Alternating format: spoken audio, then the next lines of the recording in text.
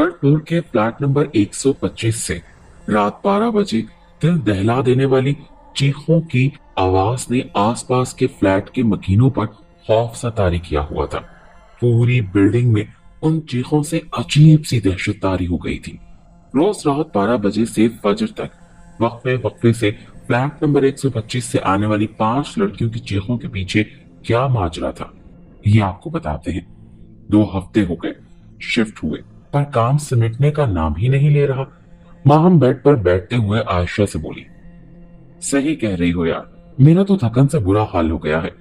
जोहा बेड पर लेटी शरारत से बोली। जोहा की बात पर माहम, आयशा और अलीना उसे गुस्से से घूरने लगी। इन 5 बहनों में सबसे कामचोर जोहा ही थी। आप क्यों इतनी चुप सी हैं? जब से आप नए घर में आए हैं आप बहुत चुप सी रहने लगी हैं। सबसे छोटी अलीना निदा को खामोश पाकर बोली, जो सबके दरमियान खामोशी से बैठी थी।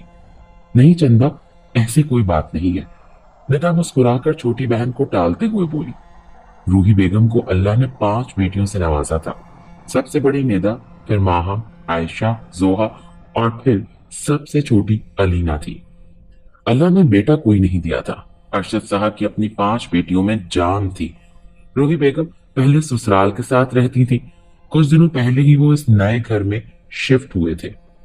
5 बहनों में इतनी मोहब्बत थी कि नए घर में भी 5 बहनों ने अपने लिए एक ही कमरा लिया। कुछ दिनों से सब महसूस कर रहे थे कि निदा जब से नए घर में आई है बहुत खामोश सी रहने लगी है। रात 3 बजे निदा की खौफ से घबराकर आंख खुल गई। 15 दिन से वो मुस्तकिल एक ही ख्वाब देखे जा रही थी कि वो दुल्हन का लाल लिबास पहने एक लड़के के पीछे भाग रही है। जो दूल्हा बना हुआ है वो उसके पीछे बुरी तरह से दौड़ती जा रही है। वो साइड टेबल पर रखे जग से गिलास में पानी डालकर पीने लगी कि अजीब सी आवाज पर उछल पड़ी। रूही बेगम ने अपनी 5 बेटियों को शॉपिंग के पैसे दिए थे। निदा सारे के सारे एक ही रंग के लाल जोड़े ले आई। रूही बेगम हैरान थी क्योंकि वो जानती थी कि निदा को तो लाल रंग पसंद ही नहीं था। रात 2 बजे माहिम की किसी के बोलने की आवाज पर आंख खोली तो सामने ड्रेसिंग टेबल के पास रखी कुर्सी पर निदा को बोलते पाया। लाल लिबास में सर पर दुपट्टा लिए हुए फुल मेकअप में वो किसी से शर्मा शर्मा कर निदा को बातें करता देखकर माहिम का खौफ से बुरा हाल हो गया। उसकी हिम्मत ही नहीं हो रही थी कि उठकर निदा के पास जाए। उसने अपने बराबर में लेटी आयशा को आहिस्तगी से उठाया। आयशा उठकर निदा के पास गई। कमरे की लाइट जलाकर उसने निदा को गौर से देखा, जिसकी आंखें लाल हो रही थी। निदा, यहाँ क्या कर रही हो? उठो यहाँ से। आयशा निदा को इस हाल में बैठे देखकर गुस्से में बोली, तुम्हें नजर नहीं आ रहा मैं अपने दूल्हे से बात कर रही हूँ? अंधे हो क्या? जाओ जाकर सो जाओ। निदा चीखते हुए बोली। इस शोर से अलीना जोहा की भी आंख खुल गई। ये निदा आपी को क्या हो गया है? अलीना जोहा का खौफ से बाजू पकड़ते हुए बोली। रूही बेगम भी घबराकर कमरे में आ गई थी। क्या शोर मचा रखा है इस वक्त तुम लोगों ने? अम्मी देखे ना, आपके दामाद आए हुए हैं और ये सब बदतमीजी कर रही हैं। निदा नाराजगी से बोली। अहमद, सलाम करे अम्मी को।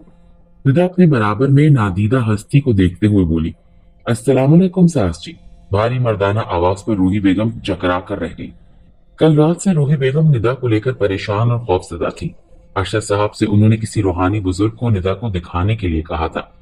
आज निदा को लेकर उन बुजुर्ग के पास पहुंचे थे। अभी उन बुजुर्ग ने इस पर पढ़कर कुछ फूका ही था कि निदा भारी मर्दाना आवाज में चीखी, खबरदार जो मेरी दुल्हन को कुछ कहा, मैं इसका दूल्हा हूं, मैं नहीं छोड़ूंगा इसको। ये कहकर वो बेहोश हो गई। अरशद साहब, आप गोश्त नहीं लाए? किचन में खड़ी रूही बेगम बोली। अरे आज सुबह ही तो लाया हूं बेगम। अरशद साहब टीवी देखते हुए बोले। फ्रिज से गोश्त गायब था। रूही बेगम परेशान खड़ी थी। रात प्यास की शिद्दत से रूही बेगम की आंख खुली तो कमरे में पानी खत्म देखकर वो किचन में आ गई। किचन से आती अजीब सी आवाज पर उनके कदम ठिठक से गए, मगर सामने के मंजर ने उनके पैरों के तले से जमीन ही खींच ली थी। माहम फर्श पर बैठी गोश्त को दोनों हाथों से नोच नोच कर खा रही थी। उसके मुंह से खाते हुए बिल्लियों जैसी गुरगुराहट और आंखों में बिल्लियों जैसी चमक थी। मुंह हाथ पर लगे खून को वो अब हाथ से चाट रही थी। रूही बेगम मुंह पर हाथ रखकर खौफ से अपने कमरे की जानिब भागी। रूही बेगम को कमरे में यूं आता देखकर अरशद साहब की आंख खुल गई थी।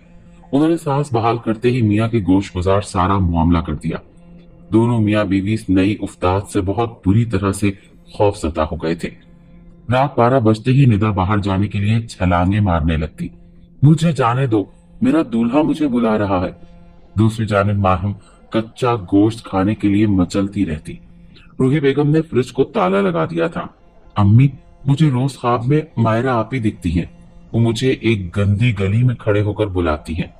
आयशा अपनी माँ से रोते हुए बोली, मैं तंग आ गई हूँ, रोज रात को मुझे ख्वाब में बुलाती है।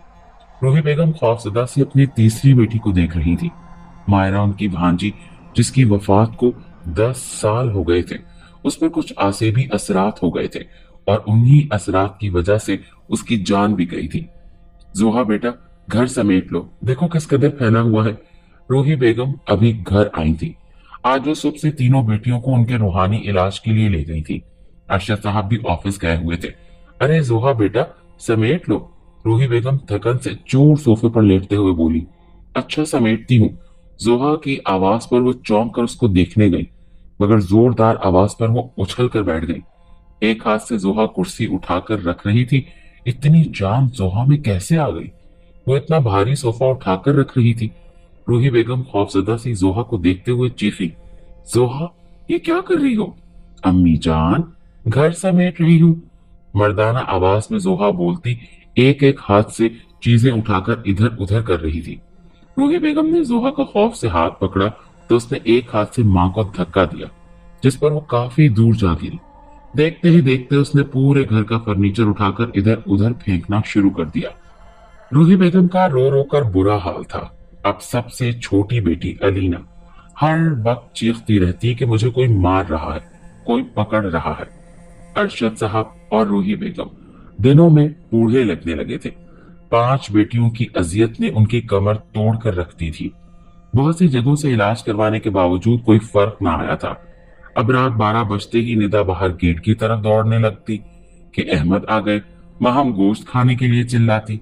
आयशा खौफ से डरकर चीखें मारकर उठ जाती कि मुझे जाने दो, मायरा आप ही बाहर खड़ी हैं। जोहा पूरे घर का फर्नीचर उठाकर फेंकने लगती और अलीना ये कहकर चीखती रहती है कि मुझे छोड़ो, मत पकड़ो। अरशद साहब और रूही बेगम पांचों बेटियों की यह हालत देखकर इंतहाई परेशान थे। संभालते संभालते इनको निढाल हो जाते और यूं ही फज्र होती और पांचों बेहोश होकर गिर जाती। कैसी है आपकी बेटियों की तबीयत? बराबर वाले फ्लैट से महविश बेगम आई थी। बस वैसी ही है, रूही बेगम इतना कहकर फूट फूट कर रोने लगी। एक बात पूछूं, अगर बुरा ना माने तो? आपकी बेटी किसी अहमद का नाम लेकर रात के वक्त चीखती है। पता नहीं कौन अहमद है। महविश, मैं जानती हूँ मेरी बेटी की जिंदगी में कोई अहमद नाम का नहीं था, पर जब से यहाँ आए हैं तब से, ये कहकर वो अपने आंसुओं को रोकने लगी। महविश बेगम हमदर्दी से रूही बेगम को देखने लगी, जिनकी आंखों के नीचे अब गहरे स्याह हल्के वाज़े दिखाई दे रहे थे। पर मैं जानती हूँ कि अहमद कौन है। महविश बेगम की बात पर रूही बेगम चौंक कर महविश बेगम को देखने लगी। नफीसा के शौहर का इंतकाल बहुत पहले ही हो गया था। उसके 5 बेटे थे। सबसे बड़ा अहमद, फिर रोहेल, फिर अली, नोमी और सबसे छोटा शान।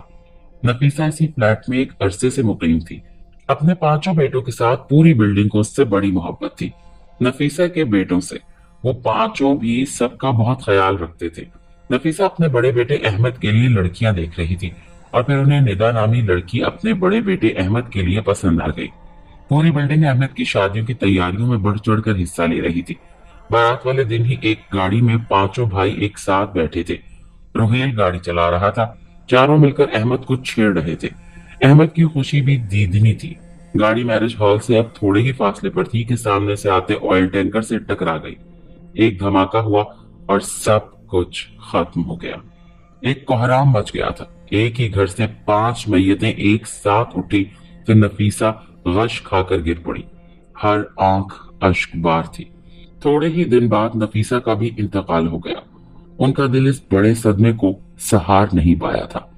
महविश बेगम आंखों में आई नमी को साफ करते हुए बोली, उनको वो 5 आज बेतहाशा याद आ गए थे। महविश बेगम के मियाँ ही एक बुजुर्ग को लेकर रूही बेगम के घर आए थे।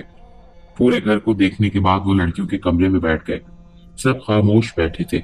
आंखें बंद किए वो कुरानी आयात पढ़ रहे थे कि निदा में से आती मर्दाना आवाज पर उन्होंने आंखें खोल दी और अब वो निदा को देखने लगे। अहमद, तुम जाओ, इसको छोड़कर यहाँ से। बुजुर्ग के बोलने पर वो बोला, मैं नहीं जाऊंगा, ये मेरी दुल्हन है और हम भी नहीं जाएंगे यहाँ से, ये हमारा घर है, हमारा कमरा है।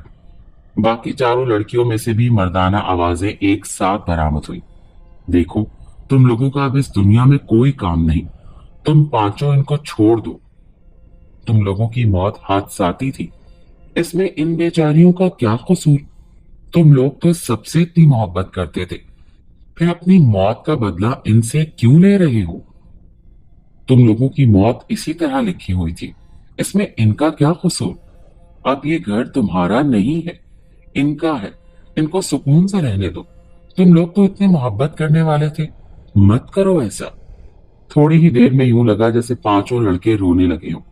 हम जा रहे हैं, अल्लाह हाफिज, ये कहकर पांचों लड़कियां बेहोश होकर रह गईं। आज इस वाक़े को 5 साल हो गए। निदा और माहन की शादी हो गई है। अब कुछ दिनों बाद आयशा और जोहा की भी शादी होने वाली है। सब बहुत खुश हैं और फिर कभी इस फ्लैट से किसी ने चीखों की आवाज नहीं सुनी।